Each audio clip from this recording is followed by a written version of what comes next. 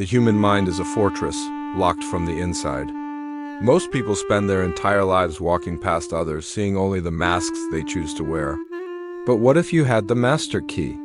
What if you could see through the forced smiles, the practiced confidence, and the lies people tell themselves?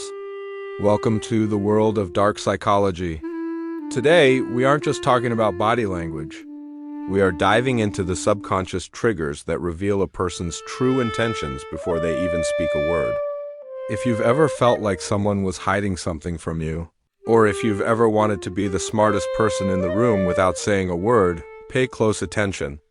By the end of this video, you will possess 7 psychological tools that will change the way you see the world forever. But a word of warning, once you learn to see these patterns, you can never unsee them. Use this knowledge wisely. Imagine you are in a crowded room. Laughter is echoing, conversations are overlapping, and everyone seems to be having a great time. This brings us to our first method of instant detection, the laughter compass. In any group setting, when a group of people laughs simultaneously, each individual will instinctively and momentarily glance at the person they feel closest to or the person they most desire to be close to. This is a primal, involuntary reflex. We look at the person we trust or admire to see if they are sharing the same emotion. If you want to know who is secretly dating, who is the real leader of a social circle, or who has a hidden crush, just wait for a joke. The eyes never lie in a moment of joy. If the boss tells a joke and everyone looks at him, it's out of fear or respect. But if they look at a specific coworker, that coworker is the emotional anchor of the group. As the laughter dies down, you might find yourself in a one-on-one conversation. This is where you apply the power of the silence void. Most people are terrified of silence. They feel an overwhelming need to fill the gap. If you suspect someone is giving you a half-truth or a blatant lie, don't challenge them immediately. Instead, when they finish speaking, simply maintain eye contact and stay completely silent. Don't nod, don't frown, just look at them. The pressure of the silence will make them feel like their lie wasn't convincing enough. To ease their own internal tension, they will start talking again to clarify, and that is when the truth slips out. They will offer more details, more excuses, and eventually, the cracks in their story will become wide enough for you to walk through. Silence is the ultimate interrogator. Now, while they are talking, you need to observe their physical boundaries. This leads us to the physical proximity test, to gauge someone's comfort level or hidden aggression toward you. Subtly move a few inches closer than what is considered socially normal. If the person stands their ground or leans in, they are comfortable with you, or perhaps they are trying to dominate you. If they subconsciously shift back, clear their throat, or create a barrier with their arms, there is an underlying tension or a lack of trust. Dark psychology teaches us that the body reacts to perceived threats long before the conscious mind realizes it. By invading their space slightly, you force their subconscious to reveal its true stance on your relationship. But what if you want to know what they are thinking about other people? This is a trick known as the mirror of gossip. Pay very close attention to how someone describes others when those people aren't around.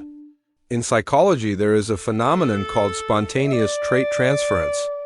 If someone constantly describes others as untrustworthy or lazy, your brain and theirs subconsciously associates those very traits with the speaker. However, the dark trick here is understanding that people usually project their own flaws onto others. If someone is hyper-fixated on calling everyone else a manipulator, it is highly likely that they are the ones pulling the strings. They see the world through the lens of their own behavior. By listening to their critiques of the world, you are actually reading their personal diary. If you really want to get inside their head, you have to look at their eyes, but not just the direction. Look at the blink rate and eye accessing cues when a person is under cognitive load, meaning their brain is working hard to construct a lie. Their blink rate will often decrease during the lie and then rapidly increase immediately after. It's as if the brain forgets to blink while it's busy fabricating a story. Furthermore, watch where their eyes go. If you ask a question and they look up and to their left, they are usually accessing a memory. If they look up and to their right, They are often activating the creative part of their brain to construct an image that doesn't exist. Of course, this isn't a 100% lie detector, but when combined with the silence void, it becomes a devastatingly accurate way to see if someone is remembering the truth or inventing a fantasy. As the interaction continues, you can use the false choice or the controlled reveal. If you want to know if someone is hiding a specific secret, mention a similar secret about yourself, one that is fabricated. Tell them something slightly vulnerable but fake. When you share something private, the law of reciprocity kicks in. The other person feels a psychological debt to match your vulnerability.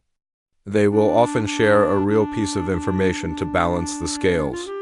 If they stay guarded even after you've opened up, they are likely hiding something significant and are actively playing a defensive game. You have successfully identified them as a high-value target who is consciously monitoring their output. Finally, we look at the foot direction rule. This is perhaps the most underrated trick in the book. When you approach a group or a person, we are trained from childhood to smile and make eye contact, even if we don't want to. We can fake our faces. We can even fake our voices. But almost no one thinks about their feet. If you walk up to two people talking and they turn their torsos toward you but keep their feet pointing away, they want you to leave. Their feet are literally pointed toward the exit or back toward each other because that is where their interest lies. If a person is sitting with their legs crossed and the top foot is pointing away from you, their mind has already left the conversation. The feet point where the heart wants to go. By combining these 7 tricks, the laughter compass, the silence void, proximity testing, trait projection, eye accessing cues, the law of reciprocity, and foot direction, you are no longer just a participant in a conversation. You are an observer of the human condition. You are reading the code behind the social matrix. Most people go through life blind to these signals, but you now have the advantage. You can see the hesitation before it's spoken, the attraction before it's admitted, and the lie before it's completed. The world of dark psychology is vast and deeply complex. But the more you practice these observations, the more they become second nature. You'll start to see these patterns in your friends, your family, and even in strangers on the street. It gives you a level of control and awareness that few people ever achieve. But remember, with this power comes a choice. You can use it to build better relationships and protect yourself from manipulation, or you can use it to gain the upper hand in every situation you encounter.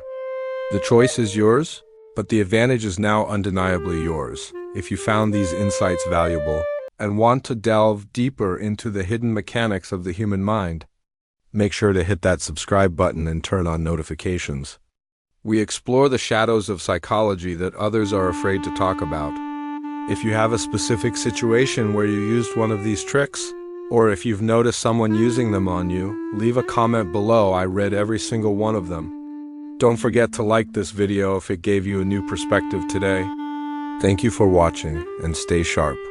Your journey into the mind has only just begun. I'll see you in the next one.